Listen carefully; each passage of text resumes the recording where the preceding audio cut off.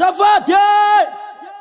ny azafady fagnatandalana iteny ary fanomesa amboninahitra ny tenenana ko voaloham-pitenenana dia isarana ny voninahitsy Jehovah avy amin'ny fitoerany masina nanome zao andro lehibe izao ary ny siny dia efa nalefa amilaina sera koa samakagna amin'igny koa sika hagnaisa mizoro manatrika atoana dia saray aman-dreny fa zanaka ary sazoko ny fazandriny ko araky ny teny manao hoe ny tonga samiaraba ho namany tesa ary ny lasa samanao veloma namany sosotra ko arabaina aby asika mianakaby na tratra ny andro mazava izao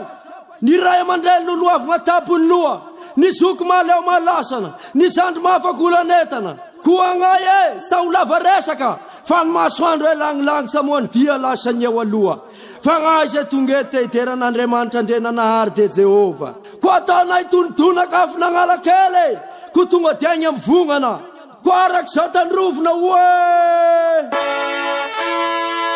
olomena fahefana naterako mpandesy izao onirany Jesosy re unampitafinana wandani olomena fahefana naterako mpandesy izao onirany Jesosy re unampitafinana wandani Niasani satana niasani debule nareti nareta tese fanerni Jesús ego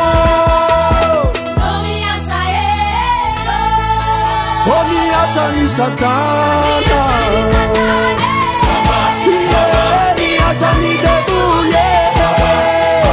nareti nareta tese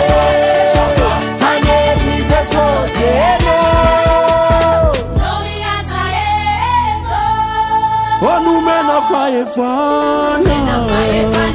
efana kapisuruno sifirene masine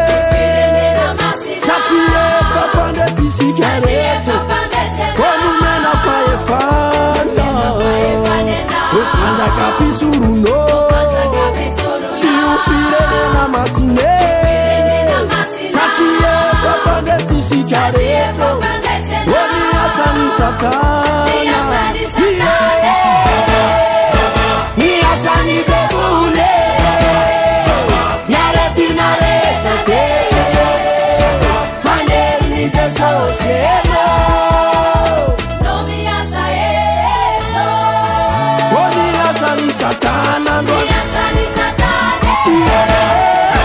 niasani debule nareti nareta tese fanerni Jesús